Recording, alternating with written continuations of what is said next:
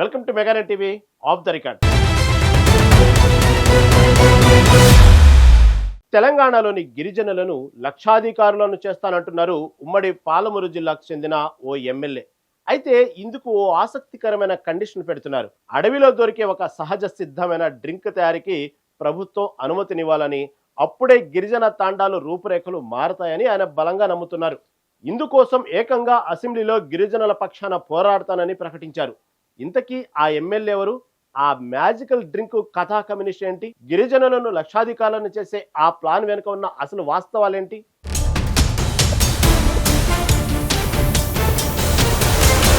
గత అసెంబ్లీ ఎన్నికల సమయంలో జడ్చర్ల నియోజకవర్గంలో ప్రచారం హోరెత్తింది. కాంగ్రెస్ అభ్యర్థిగా బరిలో నిలిచిన అనిరుద్ రెడ్డి గిరిజన తాండాల్లో పర్యటిస్తున్నప్పుడు ఒక ప్రధాన సమస్య ఆయన దృష్టికి వచ్చింది.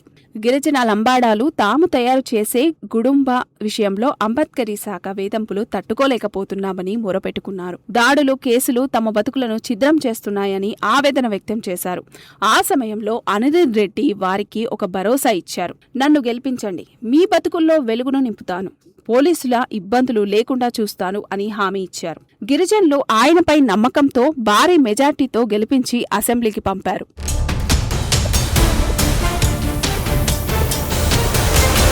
ఎన్నికలై 2 ఏళ్లు గడుస్తున్నా తమ సమస్య తీరకపోవడంతో తాండా వాసులు ఎమ్మెల్యేను నిలదీశారు. దీంతో అనిరుద్ రెడ్డి తన వ్యూహాన్ని మార్చారు. కేవలం అక్రమసారా కాకుండా అడవిలో లభించే ఇప్ప పువ్వుతో తయారయ్యే మద్యంకు ప్రభుత్వం నుంచి చట్టబద్ధత కల్పించాలని ఆయన డిమాండ్ చేస్తున్నారు. ఈ అంశంపై ఏకంగా 200 పేజీల నివేదికను సిద్ధం చేసిన ఆయన రాబోయే అసెంబ్లీ సమావేశాల్లో దీనిపై గలమెత్తుతానని ప్రకటించాడు. ఇప్పసారా అనేది కేవలం మత్తుపానీయం మాత్రమే కాదని, అది గిరిజనుల ఆర్థిక స్థితిగతులను మార్చే లిక్విడ్ గోల్డ్ అని ఆయన అభివర్ణిస్తున్నారు.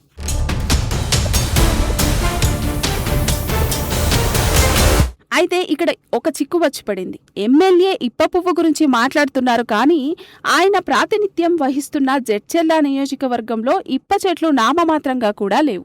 100కు పైగా గిరిజన తాండాలు ఉన్నప్పటికీ అక్కడ ఇప్ప పువ్వు సేకరణకు అవకాశమే లేదు. ఇక్కడి గిరిజనులు ఉపాధి కోసం నేటికి నగరాలకు వలస వెళ్తున్నారు. భూమి ఉన్నవారు అత్తెసరు సాగుతో కాలం వెల్లదిస్తున్నారు. మరి చెట్లే లేని చోట ఇప్పసారా ఎలా తయారు చేస్తారు? గిరిజనులను ఎలా లక్షాధికారులను చేస్తారు అని ప్రతిపక్షాలు ప్రశ్నిస్తున్నాయి. ఇది సాధ్యమయ్యే పనేనా లేక కేవలం రాజకీయ స్టంటా అని విమర్శలు గుప్పిస్తున్నారు.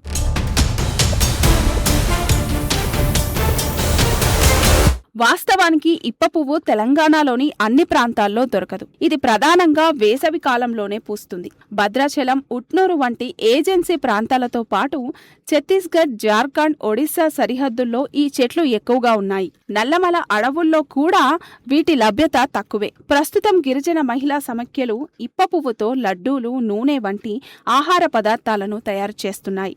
అయితే అనిరుద్ రెడ్డి వాదన మరోలా ఉంది. బ్రాండీ, విస్కీల కంటే ఇప్పసారా ఆరోగ్యకరమైందని, ఆర్గానిక్ పానీయం. ఇది తాగితే మనిషి 100 ఏళ్లు ఆరోగ్యంగా ఉంటారని ఆయన చెప్తున్నారు.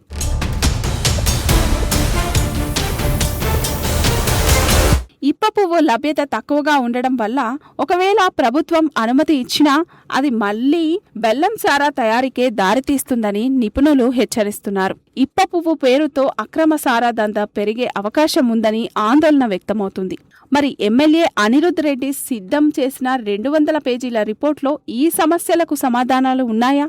అసెంబ్లీలో ఆయన చేసే ప్రసంగం సభ్యులను ఆలోచింపజేస్తుందా లేక నవ్వులు పూయిస్తుందా? గిరిజనుల జీవితాల్లో నిజంగా లక్షలు కురుస్తాయా? వేచి చూడాల్సిందే.